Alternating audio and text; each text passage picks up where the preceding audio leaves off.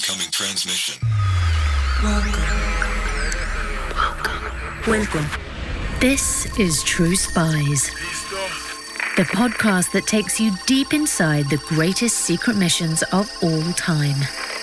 Week by week, you'll hear the true stories behind the operations that have shaped the world we live in. True Spies. You'll meet the people who live life undercover. What do they know? What are their skills? And what would you do in their position? This is True Spies. He said, this is the gist of your file. They wanted to recruit you as a Czechoslovak agent. They gave you the code name Inter. The plan was to try to blackmail you into cooperation by introducing you to a Slovak agent named Ina, an attractive female agent in a Bratislava hotel room, and trap you. I'm Sophia Di Martino, and this is True Spies from Spyscape Studios. Operation Inter.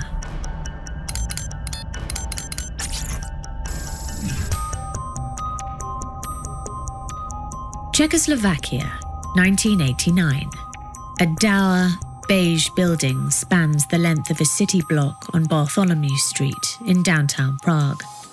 They call it the Tile Factory, thanks to its grid-like facade. But that's a rather innocuous nickname, given what goes on inside.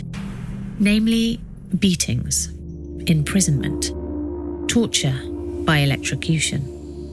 There's something in the air in Central Europe. The political winds are changing direction, everywhere from Warsaw to East Berlin to Budapest. The final months of 1989 would soon become known as the Autumn of Nations, the last gasps of communism in Europe. But inside the Tile Factory, the Czechoslovak secret police are stubbornly clinging to power.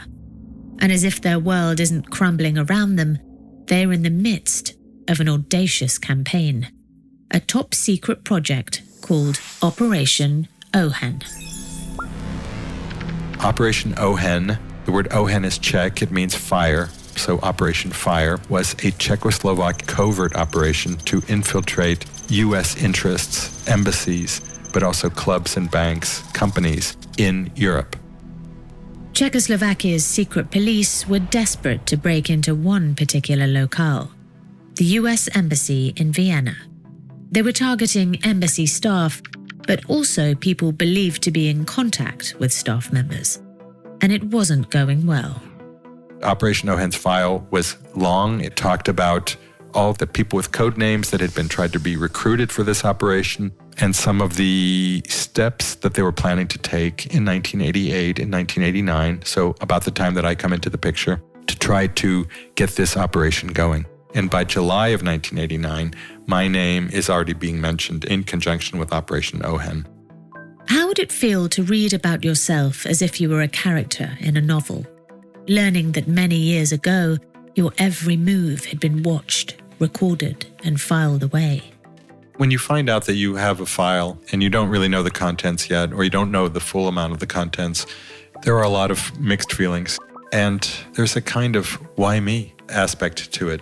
It's not a feeling of guilt necessarily, but there is a kind of feeling of naivete, maybe. It feels a little bit like embarrassment. I don't know. There's a lot of funny feelings.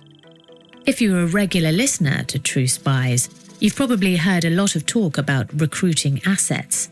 You may have learned a thing or two about how spies assess their targets, develop them, and finally make the ask. But it's a rare thing to hear from the potential recruit himself. This week's True Spy was one such target.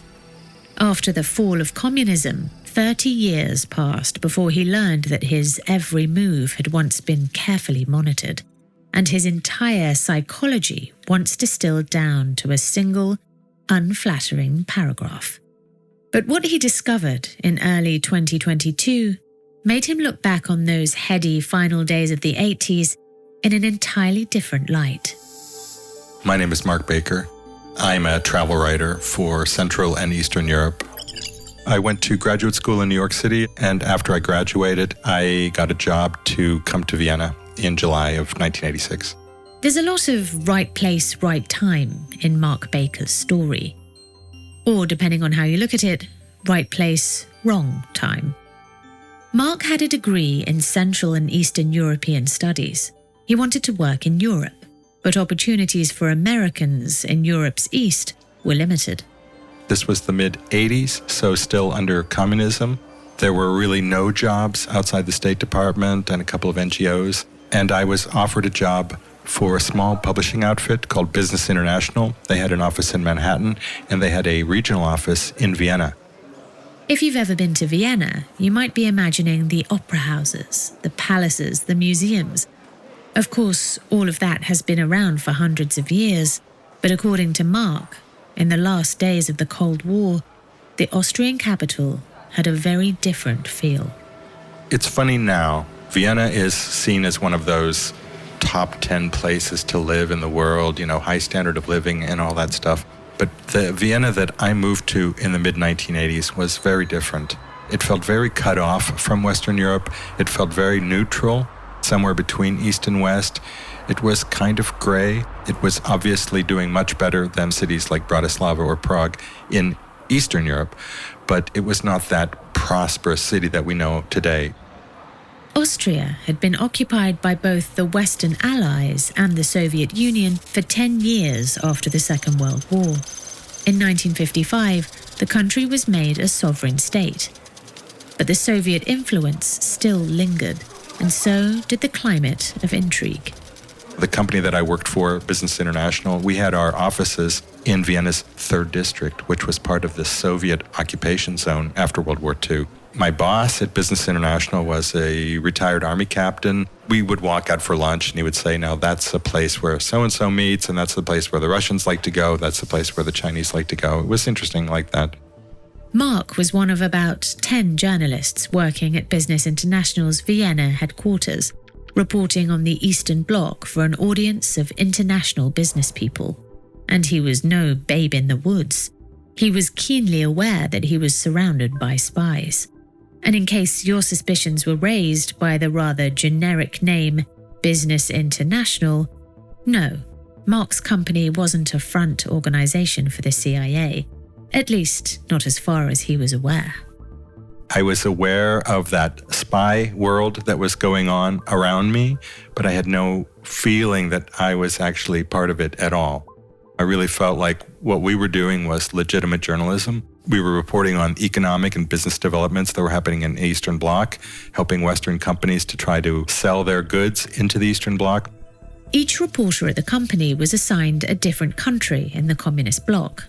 By luck of the draw, Mark was made responsible for Czechoslovakia, which meant he'd spend a lot of time traveling to the Czech and Slovak capitals. Which was fine by me. I love Prague. Bratislava is interesting. There's a lot of things to see and do in this country, but I was completely unprepared to cover this country as a journalist. No matter, he'd have help along the way. Business International hired, as they did in several of the other countries, local people on the ground who would help us to arrange our trips. In journalistic parlance, these people are called fixers. People who coordinate assistance on the ground, secure paperwork, find translators, that sort of thing. Mark's fixer was a Czech man named Arnold.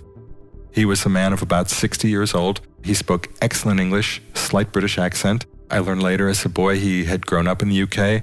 He also spoke perfect German. He told me that he had been a very enthusiastic communist in the 1960s.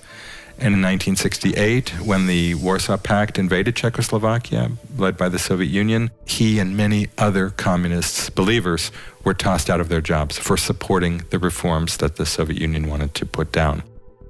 Those reforms brought political and economic liberalization to the country during the Prague Spring in 1968. The changes were carried out under Czechoslovakia's communist leadership, who called their approach socialism with a human face. But the reforms were frowned upon by the Kremlin, and late one night in August of 1968, 2,000 Soviet tanks rolled into Prague, bringing the Prague Spring to a sudden halt. It made sense then that Arnold, who had supported the reforms, would have an unconventional job, outside the highly conservative Czechoslovak mainstream. That sounds naive in retrospect, but I didn't suspect that he was an agent or a collaborator with the Czechoslovak secret police. Of course, we couldn't rule that out. I had that in the back of my mind, but I didn't act with him like I would an agent from the other side. And I realized that if I wanted to learn about the country, I needed people like Arnold to help me to understand the culture and the economy, politics, and all that stuff. So 20-something Mark and 60-something Arnold became not friends exactly. They didn't have all that much in common. But Mark liked the guy, which was a good thing because they spent a lot of time together. He would pick me up at the train station when I would take the train up from Vienna to Prague. It was about 5 hours, plus at least an hour on the border where they checked everything. And then he would take me to my hotel and hang around if I wanted to have a drink. If it was still early in the evening, we wanted to get a bite or have a drink in the lobby or something like that. And then he would pick me up the next day, right after breakfast, maybe 8 or 9 in the morning, and then we would start our day. He would drive me from meeting to meeting. I just thought he was being a good colleague, making sure I had somebody to talk to, didn't get too lonely or something like that. No. Not quite, Mark. Still, nothing overtly alarming happened in the years Mark worked with Arnold. Nothing in particular raised his antenna. In 1989, communism fell in Czechoslovakia, and a couple of years later, he left the job and started a new chapter in his life, none the wiser.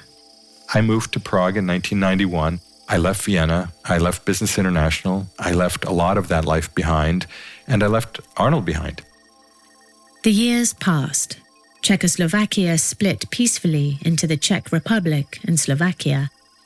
Both countries went on to join the European Union, grew wealthier, and modernized. Mark became a travel writer. Life went on, devoid of intrigue. But in 2015, he got a blast from the past. As you do, I was sitting at home in my apartment in Prague, and I opened up my computer, and I was thinking, whatever happened to my old colleagues back at Business International? What about Arnold? Whatever happened to Arnold?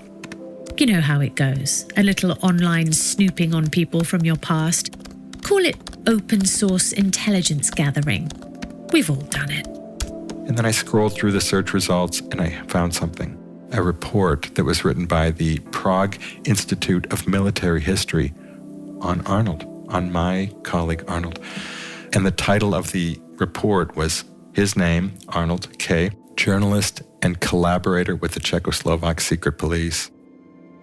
Nearly 30 years on, all those dinners and drinks together didn't seem so chummy after all. I learned so many things about Arnold that I had never known before, and I realized, oh my God, Arnold wasn't just a fixer. Arnold wasn't just helping me, but obviously Arnold had a different agenda. Some of what Arnold had told Mark checked out.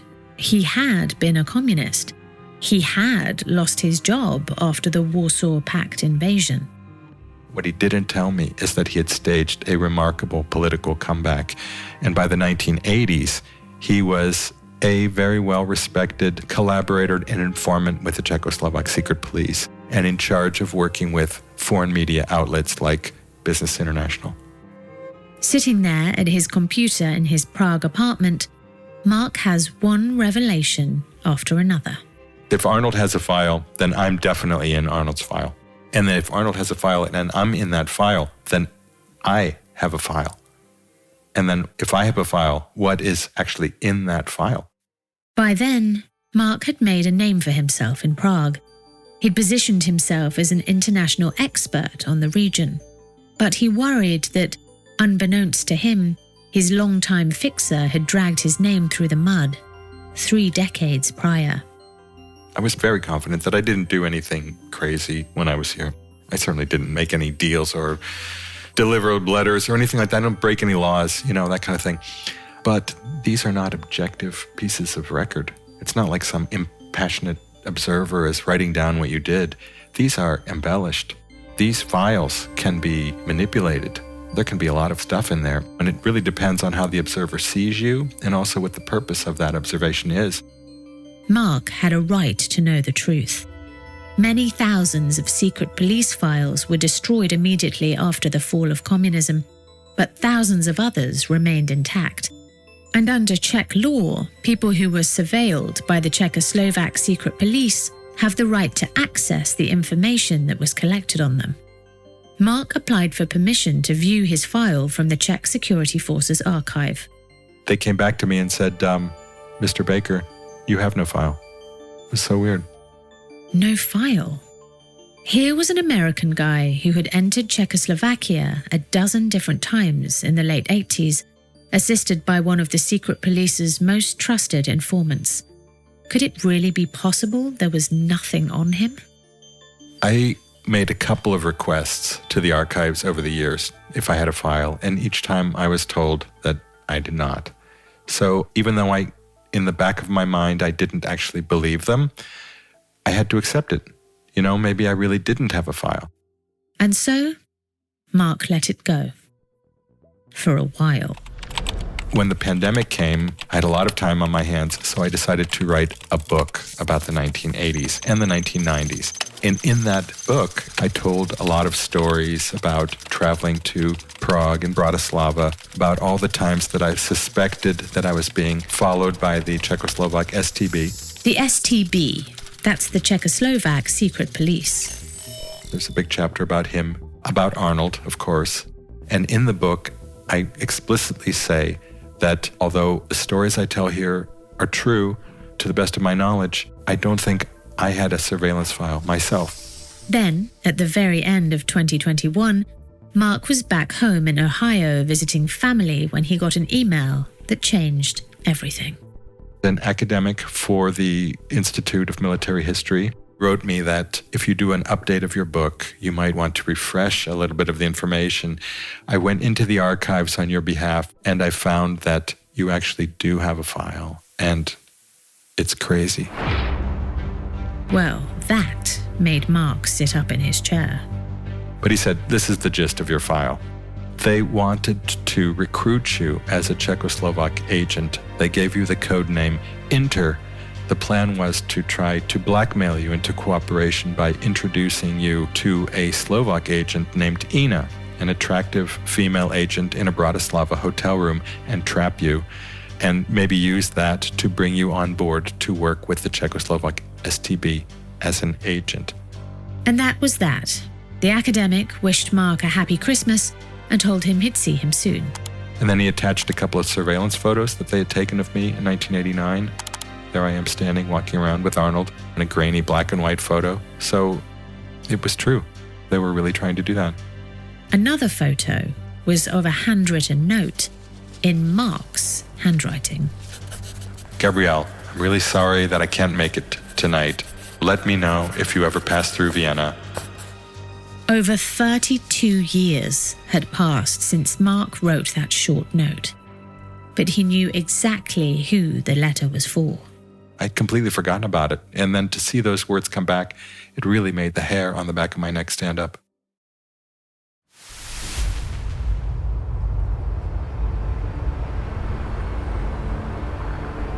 It's January 2022, in historic downtown Prague. Medieval spires pierce the winter sky. Inset like a gem along the river, the National Theatre glitters gold in the morning light. But just around the corner, Mark Baker is paying a visit to a more unassuming address.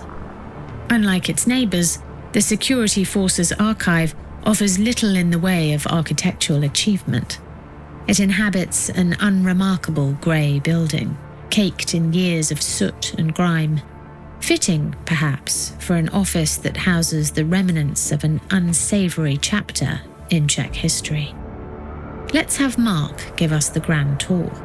You show your ID, you're whisked upstairs to the reading room. Looks like a very small library room, in a small city or something. You're not allowed to bring any personal effects into the room. You are allowed to bring in your telephone. So you can take photographs of the pages in your file. In my own file, I had a pile of dusty, yellowing pages from the 1980s and a flash drive with hundreds of other pages on it, maybe 1,000 pages on it.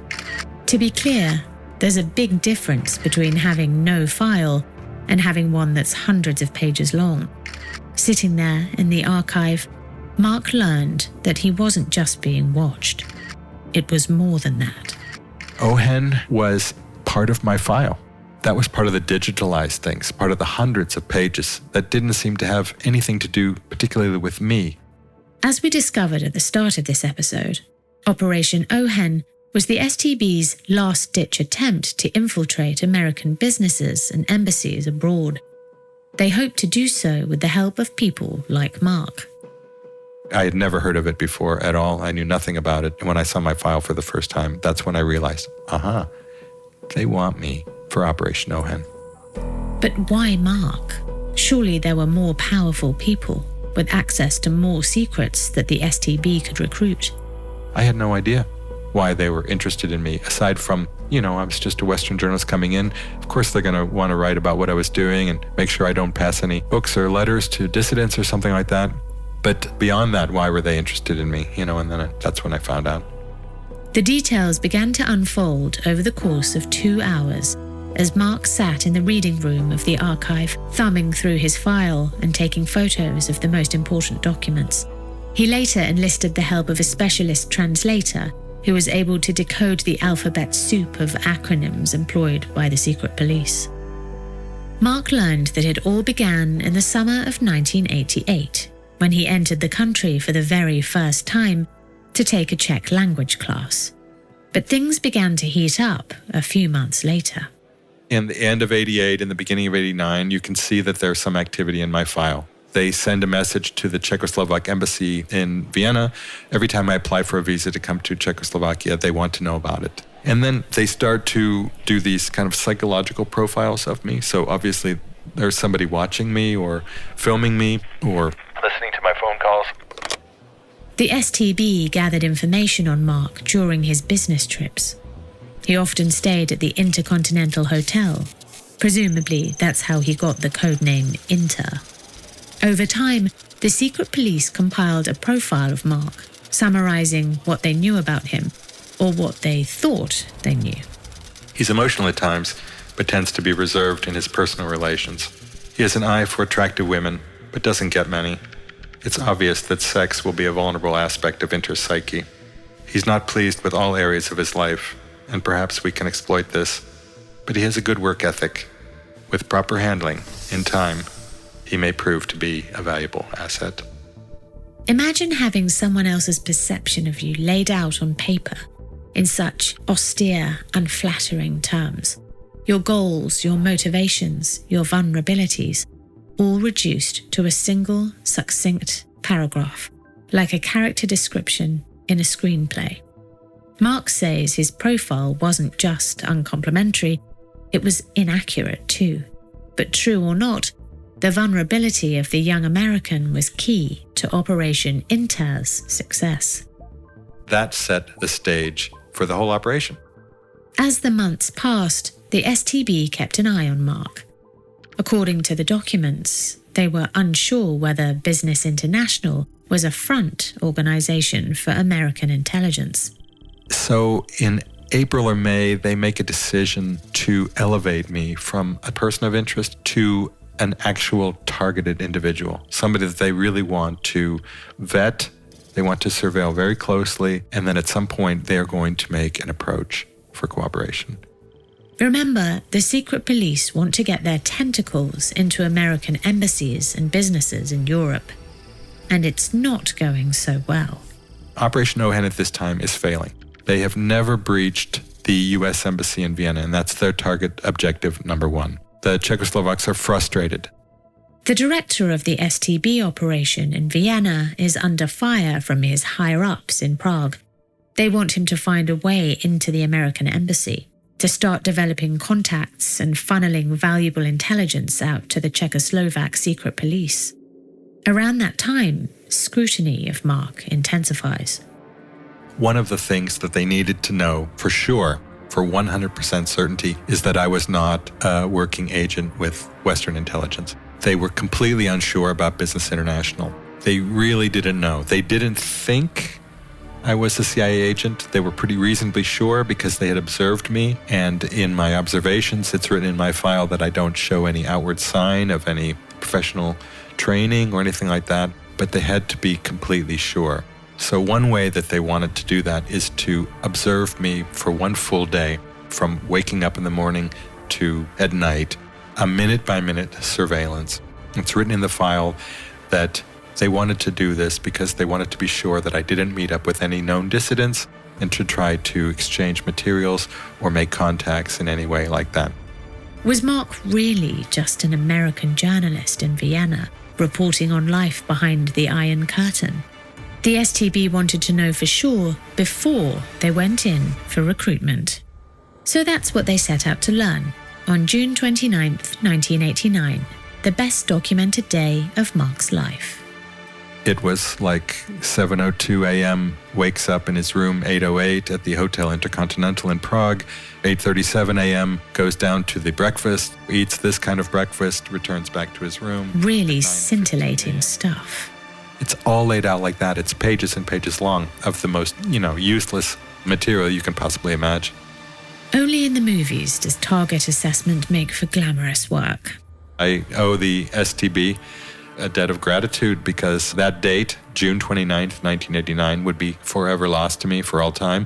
But now I have a minute-by-minute record of exactly where I was and what I was wearing. What the color of my shoes were, what the color of the shoes were of all the people around me. In hindsight, the STB's approach seems almost reckless. If they had attempted to recruit a CIA officer, well, that would put information in the hands of a much more powerful intelligence agency. But Mark's terribly boring day seemed to give the STB the answers they wanted. Inter was very likely just a journalist, as he claimed. They could slowly and safely make their approach. And then the file goes cold for several months until early November. I had to fly home at short notice, and I spent several months at home. So that's probably why the big gap. But that summer of 1989 was a very transitional year in the history of Central and Eastern Europe. Hungary and Poland had already begun the reform movement, in a sense. Poland had had semi-free elections, and Hungary had started to cut down the Iron Curtain. So those countries were moving outside of the Eastern Bloc. On the other hand, Romania, Bulgaria, East Germany, and Czechoslovakia were what were called the hardline regimes.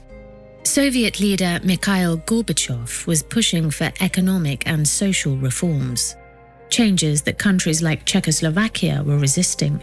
That created tension within the bloc, and that tension only grew in the second half of 1989. The next time Mark returned to Prague, in November, the scene had been set for revolution. It was crazy. Poland and Hungary were moving firmly away from the communist camp. The regime in East Germany was desperate to hold on. Czechoslovakia was run by a bunch of old men who were way behind the times, and they were very, very nervous. Ceausescu in Romania was a crazy man, basically, and willing to do anything to stay in power. But, of course, populations sensed the fact that probably, very probably, whatever happened, there wasn't going to be any type of military invasion from the Soviet Union to support the hardliners. In other words, people understood that the tide was turning. In places like East Berlin, they were spilling out into the streets and demonstrating for change. They were spilling out into Czechoslovakia, too. People were escaping East Germany and coming to Prague and getting on special buses and trains to go to West Germany. So on that trip, when I was in Prague in early November, there were hundreds, thousands of East Germans in Prague waiting for their special visas to get on the bus to go to West Germany to start their new lives. It was hard for the people of Prague to wrap their heads around what was happening. Not just because it was a massive historical change, but because at that point, the Czechoslovak government was still populated with hardline communists. Could change really happen under staunchly pro-Soviet leadership? My editors in Vienna said, get to Prague, see what's going on up there, see if there's going to be a revolution over there, anytime soon, see what you can learn on the ground. And that's what I did. Mark arrived on the 5th of November. According to his secret police file, that was the official start of Operation Inter. Of course, Inter himself was too preoccupied to worry that he was being spied on. He had reporting to do, and he made a little time to socialize too. I happened to run into a solo traveler from the United States, an American from Chicago named Gabrielle. So I thought, it's fantastic. I have somebody to hang out with, not just Arnold. We can go get beers together, have a drink or something like that. The two young Americans watched the madness unfold around them together. But their friendship was cut short when Mark had a sudden change of plans. On the last day of my trip, we had planned to meet for some reason, and I couldn't make it. I guess I was going to have dinner with Arnold, and I couldn't break that plan. So I scribbled out a note in the hotel. Gabrielle, I'm really sorry that I can't make it tonight. Let me know if you ever pass through Vienna. And I asked the hotel receptionist to put it in her mailbox.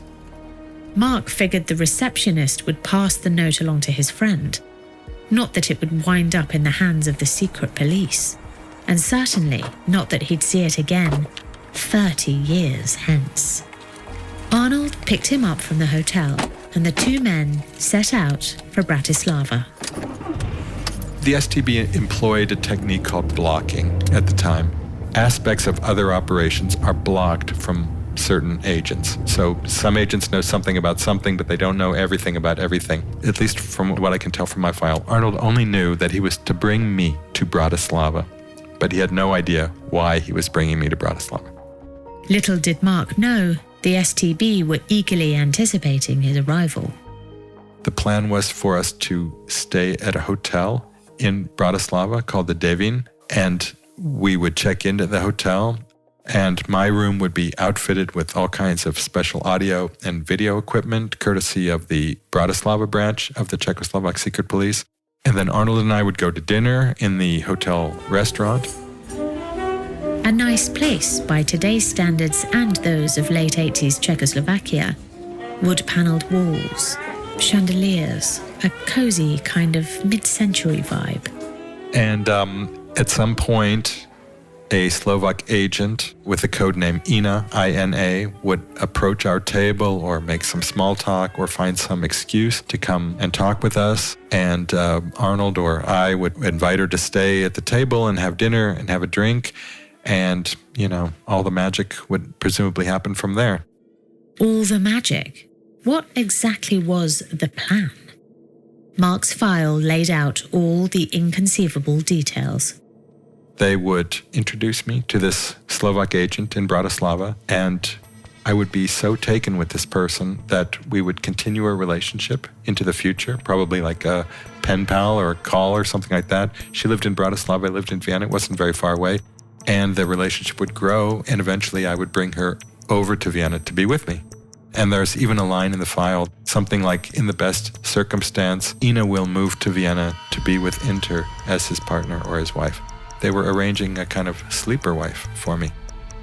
This wasn't just a honey trap. It was a full-on setup. If the STB had had its way, Operation Inter would have ended in marriage. Never mind that Mark already had a girlfriend back home in Vienna. But Operation Inter didn't go according to plan. Mark spent the night in Bratislava alone. He doesn't even remember being approached by a young woman.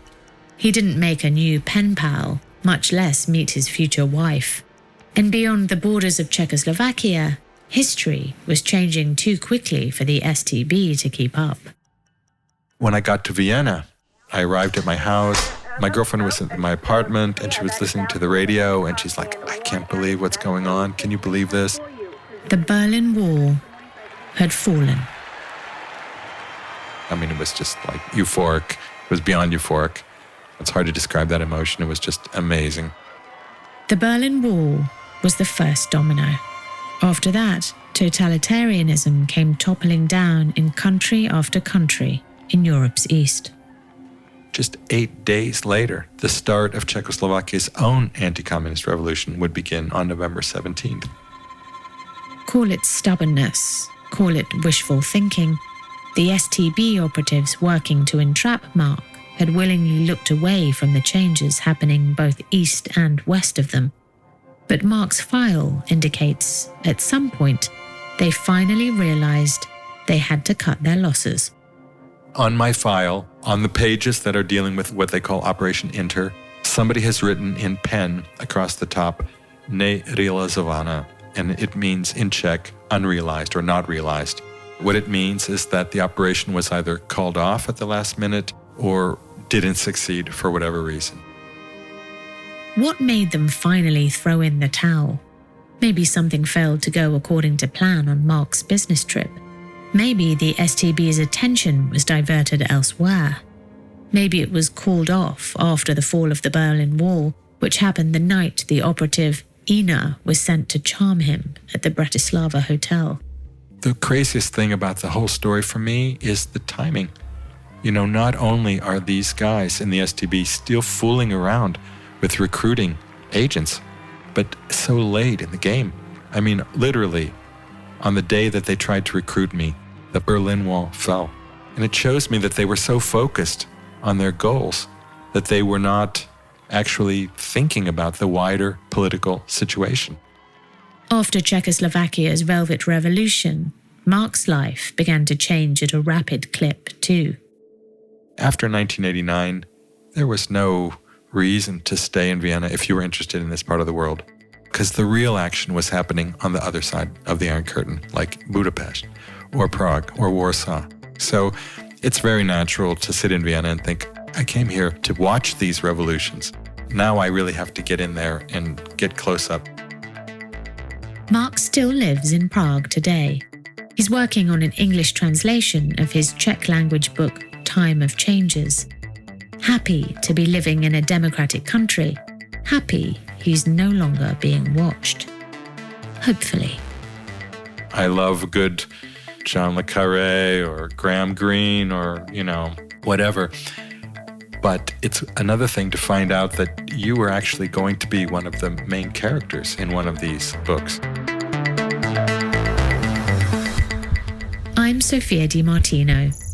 Join us next week as we explore the unlikely origins of a transatlantic investigation that took down a ring of Nazi spies.